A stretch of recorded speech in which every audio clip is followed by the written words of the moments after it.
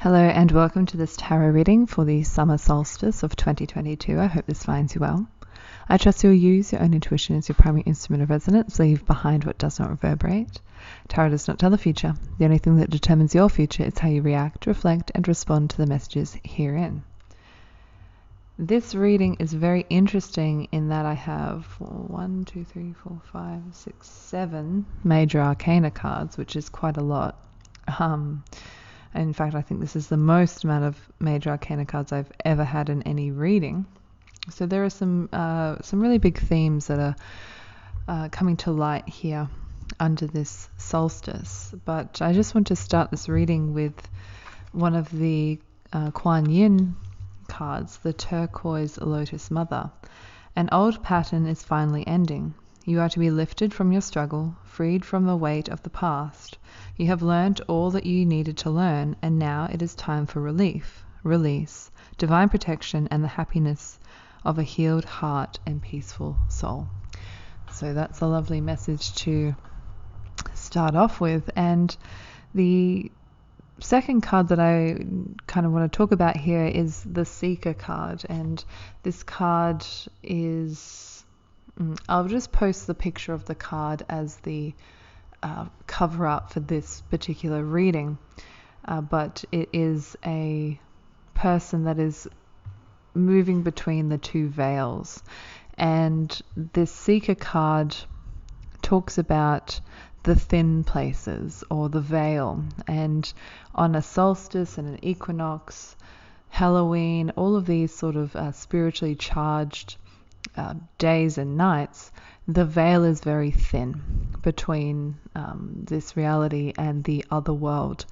And this thin place, or these spaces in between the space, allows for a kind of mesmerism to take place, and we are transported outside of ourselves, or we have this altered perception, or we go into a trance, or we have crazy experiences, meditative experiences, or just really charged experiences that are full of information, downloads, those sorts of things. So that's a really nice card to come up in this reading, especially since this is the solstice, which is one of those very charged days.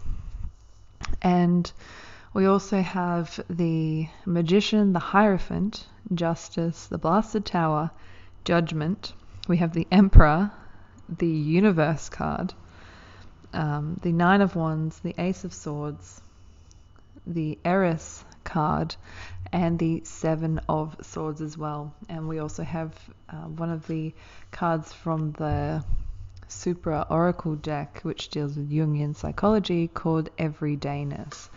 And I've placed the Six of Swords, I think I said seven, I meant to say six, the Six of Swords next to the Seeker card. And I've done this because I feel like we're going on a journey through all these cards, all these major arcana, and the swords, being the Ace of Swords and the Six of Swords, it's that pure intellect, especially with the ace there, the pure intellect. And the Six of Swords is this carrying of like a mental burden, or carrying these thoughts, these beliefs, these identities on our journey with us. And it's okay to cut away or to release these thoughts, release these mental burdens or baggage that you have, in order to make your journey less tumultuous or more enjoyable. And things that are holding you back, you can let go of them. And that's, the Ace of Swords here is that fresh start, that freshness, and the release. And it's kind of already been touched on here with the Kuan Yin card, releasing, having relief, and the weight of the past just kind of being left in the past. Just leave it behind. You don't need to take all of these things with you. You don't need to take all of these old thought forms with you. And I've been talking to people recently about thought forms and how they sit on the astral and then they go and do our bidding, or they hurt us, or they hurt other people.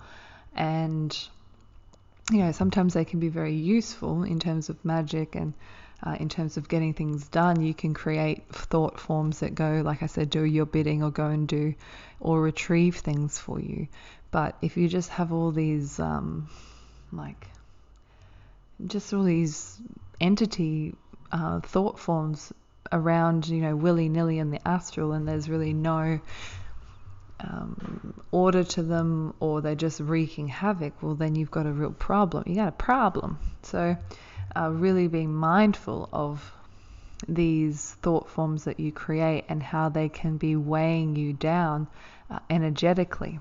So just realizing that on this journey that you're going on, you don't need to take all these things with you. You can leave them behind. And I think that's something that a lot of people, when they actually do go on a journey, they pack their bag full of all these things that they think they need and they can't live without. And then you go on holiday, or you go on your trip, or wherever it is that you're going, and you don't use half the shit that you packed, and you're lugging this stuff around. For what? For what purpose? And then the next time you're on a trip, you're like, I'm not doing that again. But you end up taking different things that you think that you need. So it's really about cutting away things that are holding you back, holding you down, or just taking up space. Because the other thing is that when you go on a trip, or you go somewhere new, you have a proclivity to acquire new things from that new place.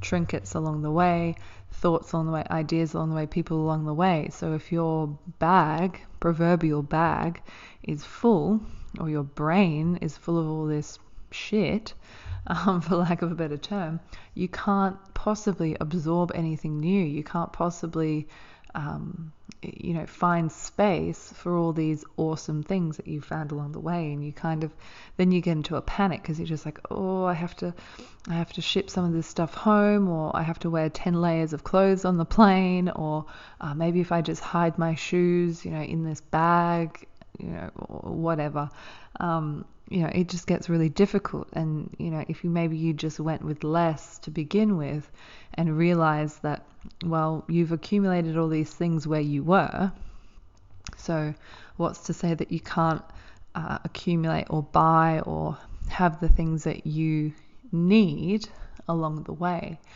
And that's the thing. It's like some of the things you think you need, you don't need, and then the things that you do need, you have no space for them. So just thinking about that on your journey. And that kind of ties really nicely into the magician here, because he uses everyday objects from the spiritual and the physical world. And these everyday objects, he just picks up and understands their true nature, and understands how he can apply them to do what he needs done here. And it's quite interesting, because most of these cards, most of these cards, they all have some sort of weapon or instrument, or like something that they're holding on to. I mean, you have the swords, you have the emperor here, he has like a staff, the magician has a staff, the Hierophant has a staff, Justice, she has the sword, and the Judgment card, they have the trumpet. So there are these totem items, or these magical items that are an extension of your power, and they're so simple. That's the thing, the simplicity of these items and what they can be used for and what they represent as well is just, it's so vast and so complex sometimes.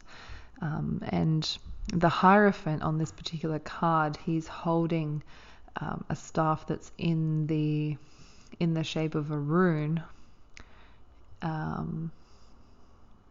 Engers, I think is what it is. Either way, runes have come into this reading. So if runes are usually on stones or on bits of wood, things like that. And the simplest forms, like I was saying before, these staff, the simple forms can support you in, the most complex of ways. And the Hierophant is about finding ideas or people or ways of being, institutions that support your differences, that support your difference. And we think of institutions as being one size fits all, which is true in a sense, but that shouldn't detract from who you are as a person. You can fit in that respect in the institution, but it doesn't. You need to find a place that doesn't squash your actual individual uniqueness. Finding people or places, whatever it is, that supports your differences, but also helps you learn things at the same time. The Justice card is, it kind of reminds me of like a sense of righteousness and your judgment. Are you moving forward in fairness? Are you being self-righteous? And just looking at the balance of things, how can you be fair, not just on other people, but on yourself? And it also reminds me of the equinox. We're just talking about the solstice, but you have, 3 months, June, July, August, 3 months until the equinox, until the equal day in September. And of course, Justice is Libra, so the equinox is on the cusp of Libra and Virgo. So this could be a sign for you to find the equilibrium in the next 3 months. Plan things out, have a routine, block things. Breaking the year down into these 3-month blocks might be really beneficial. There's a reason why lots of companies use quarterly sort of timekeeping, because it really breaks it down. You can actually see your progress a lot more. What's the word? You can just see your progress a lot better than looking at it in like this huge chunk. So the focus, I feel, is from this solstice to the equinox. How can you make this time really special and beneficial, and how can you improve your judgment or your perception of yourself and your judgment of events. And of course, it's all about the timing as well. And the Justice is like working with people. You have to work with people to get a result. And that's the 7th house, your business partnerships, your relationships, your romantic relationships. How can you work with another to render a beneficial result for everybody involved? And that requires fairness and movement. And the next card is the Tower. And everybody looks at the Tower and they're like, oh God, what is this? And the Tower is just a reminder that if you're going through hell, keep going, because it gets better once it's resolved. And the untying of the knot, or when things are just scrambled or crazy or chaotic, and there is this frustration, and that frustration,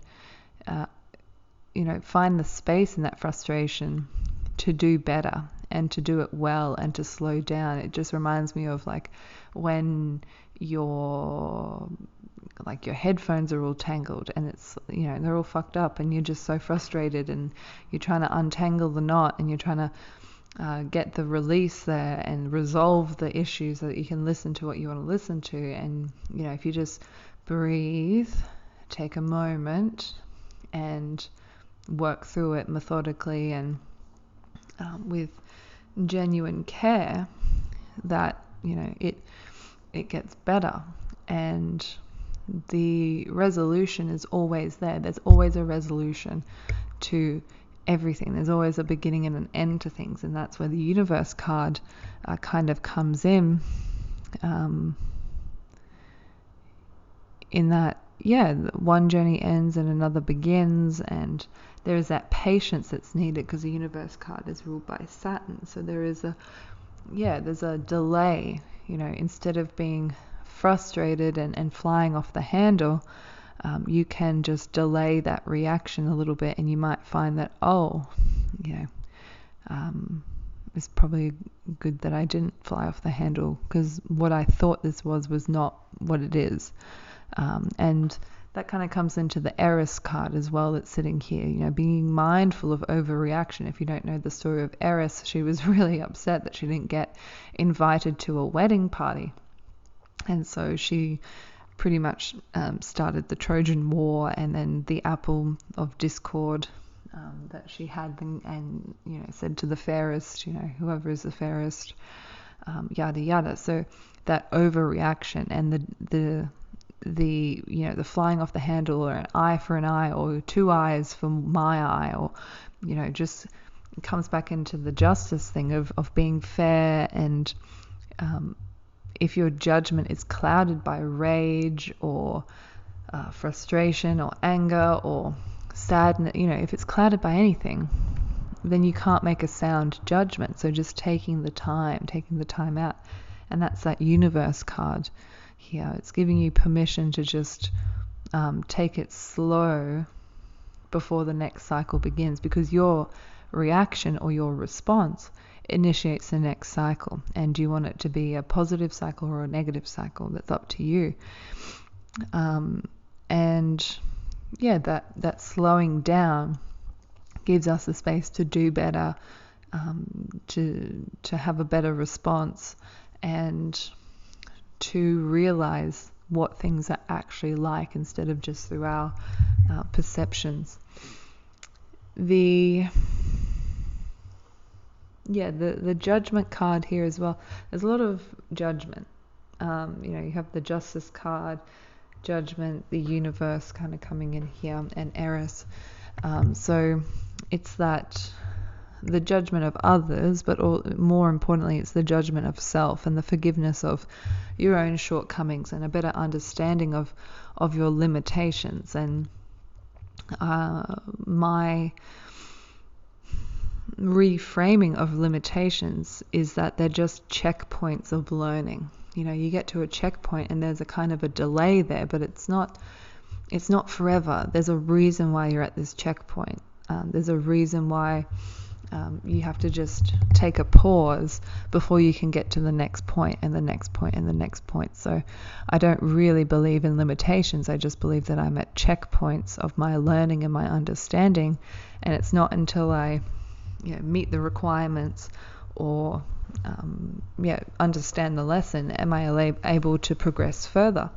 And that progression, it's not given by me, it's given by some external force. The king calls the guard and is like, yeah, let her through. Or the guard calls the king and they're like, she has some of this stuff, is she okay to come through? And it's like, yeah, she can come through. She's going to learn this lesson 10 times as hard when she gets here. So it's not really up to me to dictate what happened, or when I proceed through a checkpoint. It's more so that I just have to realize that it's beneficial to have that delay or have that waiting time. And I'm very focused on, I want everything now, and I do have everything now, but it's like it's kind of a paradox that I keep myself in, because I have everything that I need now, and in the next moment I'll have everything that I need then too, and it will reveal itself to me. The Emperor is that leadership. So taking on a leadership role in the next 3 months, or you're just starting that new cycle, with the universe card, and you're starting out as a leader when maybe before you were a follower, or before you were a leader and now you're a follower, but having that autonomy. And it's funny too, the Emperor here and Eris is in Aries for most people, And Aries is the self. It's the first house. Well, I mean, everybody's chart's different, but if we're just talking about the house significators and the zodiac, the first house is Aries, the head. And Aries, has this overreaction. And for many people with Eris in Aries, it's that lashing out at others because of the discontent that you have, or the discord we have with ourselves. So really this is just a message of making sure your own house is tidy before that you fly off the handle at other people, you lash out at people. And that's that emperor here. He has to make sure that he is completely sound before he gives somebody else a talking to. Otherwise he's a hypocrite. And that's what the emperor is in reverse. He's a hypocrite, and he's a dictator, and he's just tyrannical, and nobody can stand him. So the Eris coming into this, and the emperor here is like, if you're a leader, you have to go there first. You have to lead by example, lead by doing, not just saying things. And otherwise you won't have any respect. And maybe you can identify with this in your own life, maybe about yourself or about other people in your life, where you're just like, you don't have your shit together and you're a hypocrite, and you're yelling at me when you're doing exactly the same thing. It just doesn't sit well with people. So being mindful of that, and being mindful of your reactions and responses to things, especially if your judgment is clouded by emotion. And that's why the emperor is the emperor. It's the male, it's the logical, it's the stoicism, it's all of those things. And what else do we have here? Yeah, the Ace of Swords is just like this new way of thinking. And that comes with the freshness of the solstice, right?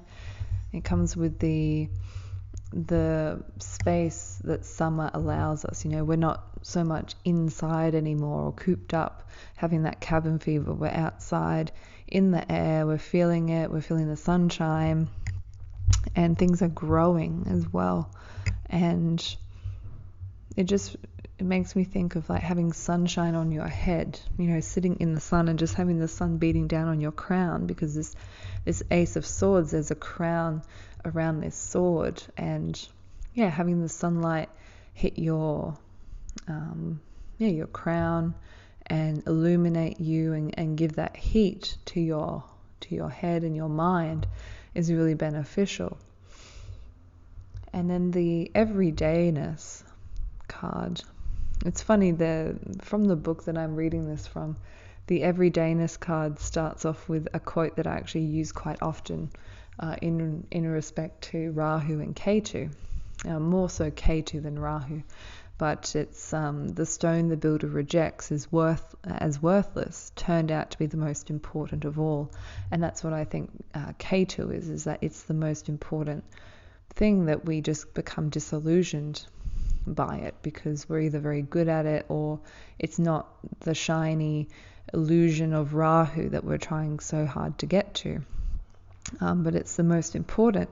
So paying attention to the nature of the things that we reject as worthless, and how they actually are, reveals with time, and just taking the time out to not be so reactionary, or what's the word?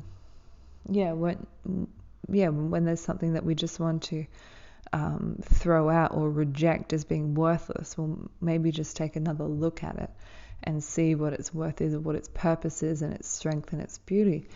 And that kind of comes full circle into the Six of Swords, where these thought forms, you're really going to have to go through them and go, okay, what actually is full of purpose, or what is productive here, and what is actually worthless, and test them out, test these thought forms out and see how they feel. There's one thing to have a thought, there's another thing to put the thought on, wear it. It's kind of like a closet. You have all these clothes in your closet, and you have an idea of what they're like on you, and you have an idea of like when you might wear them, and you have an idea of how they fit, and you have an idea of all these different things, and there's some of them that you wear, some of them that you really enjoy wearing, and then there's other ones that, when you actually put them on, they don't fit. If the shoe fits, well, yeah, wear it. It's kind of the same thing with thought forms or ideas and things like that. It's like, well, go and put them on, walk around, see how they feel, and if they're not fitting, if they're really badly tailored, either fix them up, go get them fixed at a tailor, or donate them to charity, release the thought form, and give it back to the all, and it'll just get recycled into something better next time. So this is maybe a call to look into your closet and actually go and try on all the clothes in your closet and all the shoes and all those sorts of things, and get rid of the ones that you've known for months or years that are actually worthless in a way and not conducive to who you are, your style, your identity, your comfort, all of these things. And be honest. And I'm saying this as like a to do with your clothes, but it's more to do with your mind. So maybe when you're trying on your clothes, you can try on these thought forms and kind of go, oh, this one doesn't fit. This is too baggy. This needs tailoring. This needs a complete revamp. I don't like this at all. I really like this idea. I like this thought. I like this emotion. I like this feeling. You got to try them on. Try them on for size. I think that's all that I have here for this reading. Oh, we have the 9 of Wands here, which I haven't touched on. 9 of Wands. Yeah, it's kind of like it kind of bounces off that 6 of Swords, where it's like, if you are going to carry all of those things, you might have to take a break. You might have to go, oh gee whiz, like all these wands are really heavy. And of course the 10 of Wands is the guy really struggling with them at the last mile, to get to the castle. But the 9 of Wands, he's taken a break, and he's just kind of like, all these wands have all these things and all these, entities attached to them. They all have little sprigs coming out of them, all these ideas and thoughts and passions and, whatnot. But gee, it's so hard to carry them all the time, everywhere I go. So maybe just picking your battles, or picking what's appropriate to carry around when. Or maybe you can,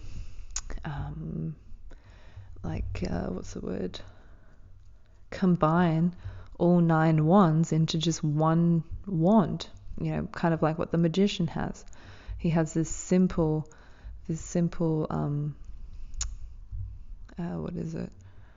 staff, and the seeker also has a staff, and the hierophant has a staff. I mean, the hierophant on this particular card, it's actually 3-pronged at the end because it's that rune, but yeah, just combining all of these wands into one mega wand that has all of the abilities, or all of the tenacity and inspiration and interest and drive and energy just in the one thing. It's like a Swiss Army knife, really compacting things down instead of trying to struggle with all these things. I just see it's just, even the Ace of Swords, it's just one sword. It's, having that clarity and that freshness and getting rid of all the burdens. It's that starting again. So I feel as though it's like turning these 9 of Wands into one wand, into the Ace of Wands. And then from there, you can create with the Ace of Swords as well. And the wind, or the air, fuels the fire. So the intellect fuels the creativity, if it's been like stripped away to what is conducive to what you want to create. There's a little birdie on this everydayness card too, and yeah, I like going out and listening to the birds in the morning. And sometimes, you don't really realize how many how many different birds there actually are, or even when they're talking, because, maybe you're on your phone, or you're watching people, or you're listening to music, but if you just take, a moment to just focus on the birds, everything else kind of falls away, and you just hear these beautiful songs and a communication that you can't understand, and there's something really nice about that. I think that's all I have. Yeah. All right. Thank you for listening. I hope you enjoyed this tarot reading for the solstice. I'm looking forward to your comments. Thanks for listening. Bye.